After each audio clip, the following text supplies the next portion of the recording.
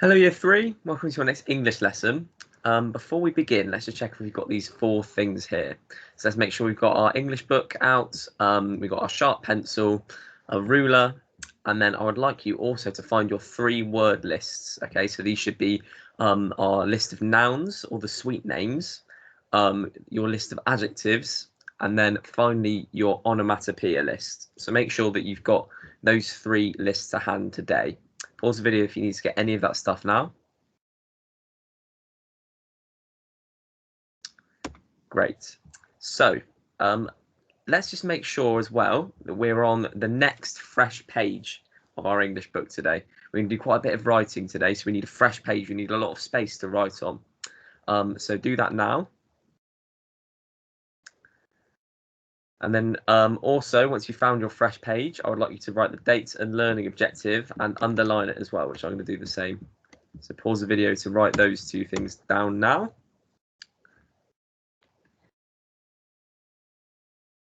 Okay, great. So today, like I said, we're going to be writing our poetry, our poem about sweets, okay? And once we've finished writing it, if we have time in school, I would like you to perform it to your classmates. And if you're at home, feel happy. I'm more than happy for you to perform it in front of your parents, because I'm sure they would love to hear them. So it's not going to be too long of a lesson today, okay? Because I'm going to just give you a few tips on what we should do, what we should be writing in our poems. I've also written a model for you to have a look at. But apart from that, I haven't really got much more to say. Okay, this is more for us spending our time writing these poems because we've got loads of words to help us, and I feel like we've really gathered an idea of what it should be like. Okay, so I'm just going to go through some quick tips with you quickly.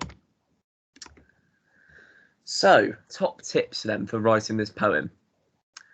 Maybe start your poem with a line that describes walking into the shop.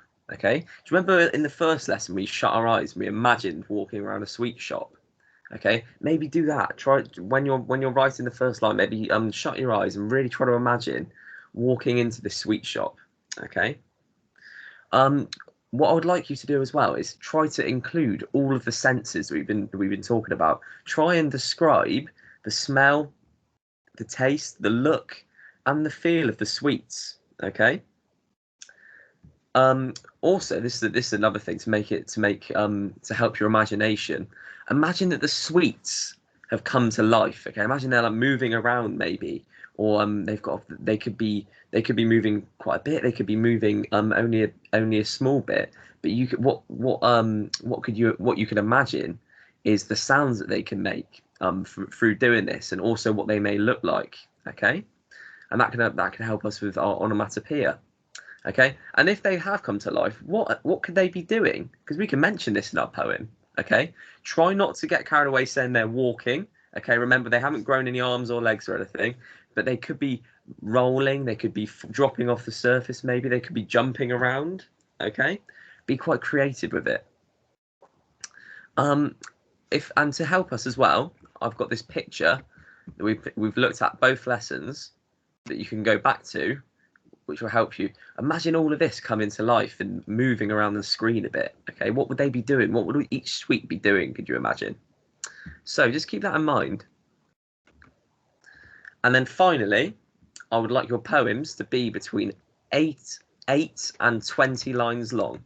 Okay, I'm going to highlight that because that's really important. Okay, I'm going to underline it. It has to be between 8 and 20 lines. Okay. Also, I would like all of us to use noun phrases and onomatopoeia. We've got all of the words in our word list to help us with this, okay? So we should all really be giving this a go, okay? And my model hopefully will help you imagine how to use them. Finally, if you want to deepen the moment, which I feel like a lot of us can do as well, is also use extended noun phrases, and also 3 onomatopoeia words in a row, okay? Because that creates a bit of a rhythm to our poem, which is really important because a poem is meant to have a bit of a rhythm to it. Great.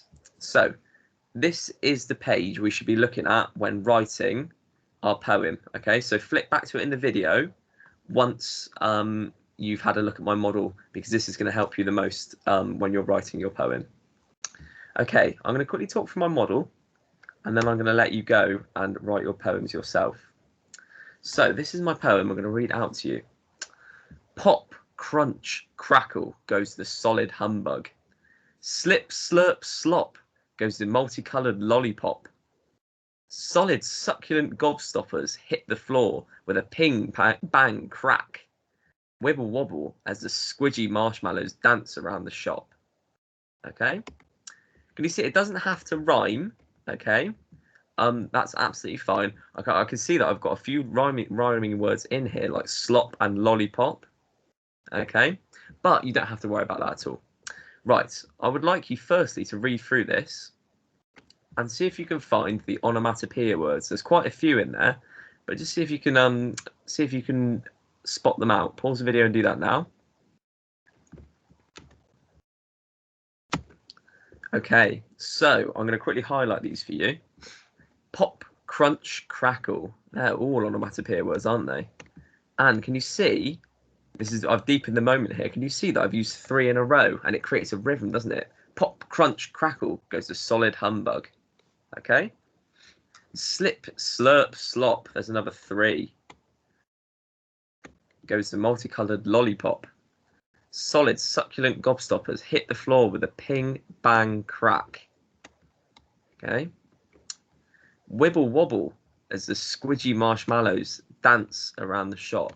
Wibble wobble's another one. I've used quite a few there. Okay, you don't have to use as many as me.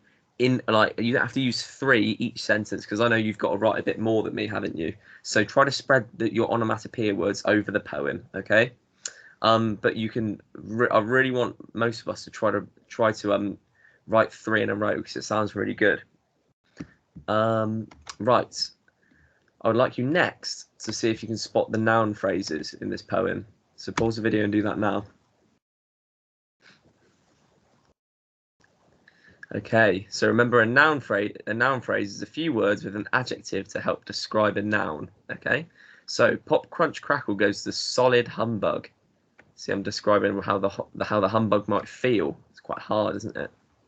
Slip, slurp, slop goes the multicoloured lollipop. Multicoloured lollipop. I'm describing how it looks.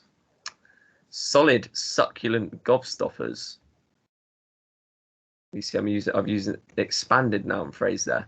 Solid, succulent gobstoppers. Ooh, solid, succulent. What's that writing style called as well? It's alliteration, isn't it? Finally, wibble wobble as the squidgy marshmallows. Squidgy. I'm describing how they feel again. Okay. Right, so there are 4 noun phrases there. Yeah, 4 noun phrases and 1 expanded noun phrase. Right. Oh, I think we've already found the expanded noun phrase, haven't we? Which I'll highlight in red. Let me rub that out quickly. So this one here is an expanded noun phrase, as there are 2 adjectives in front of the noun. Okay. So there's our expanded noun phrase. Brilliant. Okay, now you've seen this model, now we've had a little discussion, it's your turn now to write your poems. Okay, so use this model to help you. Obviously don't copy it, but use the structure that I'm going for here, to really give you an idea of how your poems are going to sound. So if you flick between these 2 screens to help you, okay, pause it on whatever screen you need. And get going writing your poems. I'm really looking forward to hearing these. Maybe some of you could actually record yourself at home, reading your poems and put it on Dojo. That would be brilliant. Okay. So good luck with writing these, and I can't wait to hear or see these later on.